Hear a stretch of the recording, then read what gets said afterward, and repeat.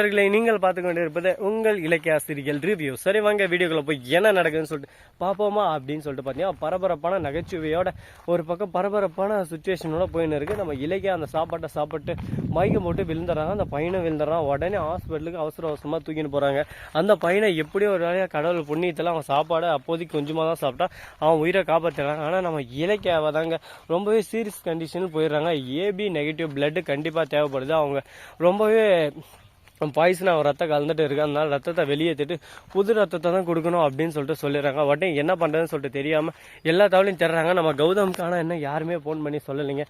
கௌதம் ஒரு பக்கம் ரொம்பவே சந்தோஷத்தில் இருக்காங்க. இலக்கியா கிட்ட வந்து பேசணும், இலக்கியா கிட்ட இங்கே நடந்த எல்லாத்தையும் சொல்லணும், பிரச்சனை நடந்து இருந்தும் நம்மளுக்கு சந்தோஷமான ஒரு வாழ்க்கையை கொடுத்துருக்காரு, அவருக்கு எப்பவுமே நன்றி கடனாக இருக்கணும் அப்படின்னு சொல்லிட்டு சொல்லணும்னு சொல்லிட்டு நினைக்கிறாங்க.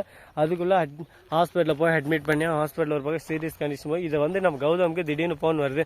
ஃபோனை எடுத்து பேசுகிறாங்க. உடனே நான் இலக்கியாவோட ஹஸ்பண்டா அப்படின்னு சொல்லிட்டு கேட்குறாங்க. ஆமாங்க, நீங்கள் யார் அப்படின்னு சொல்லிட்டு கேட்க இந்த மாதிரி தான் ஹாஸ்பிட்டலில் வந்து பேசுகிறோம், உங்கள் மனைவிக்கு பாய்சன் சாப்பிட்டு இருக்காங்க, இந்த மாதிரி ஸ்கூல்லேருந்து வந்திருக்காங்க அப்படின்னு சொல்லிட்டு சொல்கிறாங்க. உடனே ஷாக் ஆயிடுறாங்க.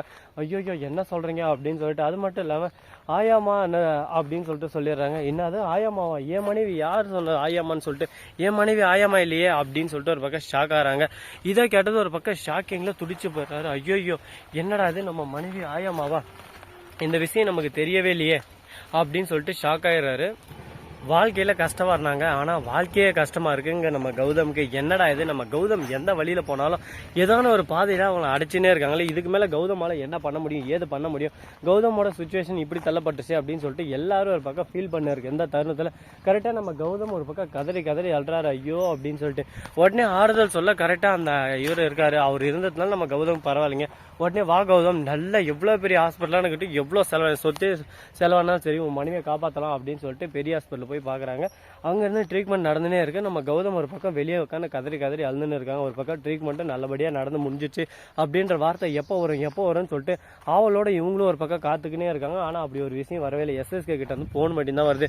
எஸ்எஸ்கே ஃபோன் பண்ணி என்ன கௌதமே, வினைவேதத்தவன் விடையே இருப்பான், என்னப்பா இவ்வளோ வினைவேதிச்சுட்டு இருக்கேன், இவ்வளோ பக்கம் அப்படியே சும்மா கெட்டதே நடந்துன்னு இருக்கும், மனைவி ஹாஸ்பிட்டலில் இருக்கலாம், என்ன செத்தட்டா சொல்லி அனுப்பா, நாங்களும் மாலை வாங்கினாருங்க, மாலை வாங்குற காசு மிச்சமாகும் அப்படின்னு சொல்லிட்டு கலாய்க்க ஆரம்பிக்கிறாங்க. டே எல்லாருக்கும் அதே காலம் வந்துடாது, என் மனைவிக்கு எதனா ஒன்று ஆச்சு உனக்கு கொன்றுவேன், நீ பண்ண சரி வேலை தானே அப்படின்னு சொல்ல நான் எதுக்குப்பா பண்ணுறேன், கடவுளாக பார்த்து எதுக்கும் உனக்கு தண்டனை கொடுத்துருக்காரு, எனக்கு வேறு வேலை இல்லையா, வெட்டி இல்லையா, எனக்கு 1008 வேலை இருக்குது, நான் பிஸ்னஸ் மேன், நீ தான் வெட்டி பையன், ஒரு காமன் மேனை உன்னை போய் நான் என்ன பண்ண போகிறேன் அப்படி இப்படின்னு சொல்லிட்டு ஒரு பக்கம் பேச உடனே யோசிக்க ஆரம்பிக்கிறாங்க. ஏதோ ஒரு தப்பு நடந்திருக்கு, இது எங்கேனா கண்டுபிடிக்கணும், ஒரு வேலை இதெல்லாம் அஞ்சலியோட வேலையாக இருந்துச்சு, அஞ்சலி மட்டும் நான் உயிரோட மாட்டேன், அவளை அவ்வளோதான் அப்படி இப்படின்னு சொல்லிட்டு நம்ம கௌதம் ஒரு பக்கம் மைண்ட்லேயே ஒரு பக்கம் குழம்பின்னு இருக்காரு. எல்லாமே அஞ்சலியோட வேலையாக தான் இருக்குமா அப்படின்னு சொல்லிட்டு நம்மளையும் கொஞ்சம் யோசிக்க வைக்க தோணுது. பார்ப்போம், கண்டிப்பாக எனக்கு தெரிஞ்சு அஞ்சலியே இருக்கும்ல, அஞ்சலி தான் பண்ணது. ஆனால் இருந்தாலும் இந்த அஞ்சலியோட கைவசம் எப்படி திடீர்னு வேலை செஞ்சுன்னு சொல்லிட்டு எனக்கும் புரியல. சரி ஓகே, பொறுத்து இருந்து பார்க்கலாம்.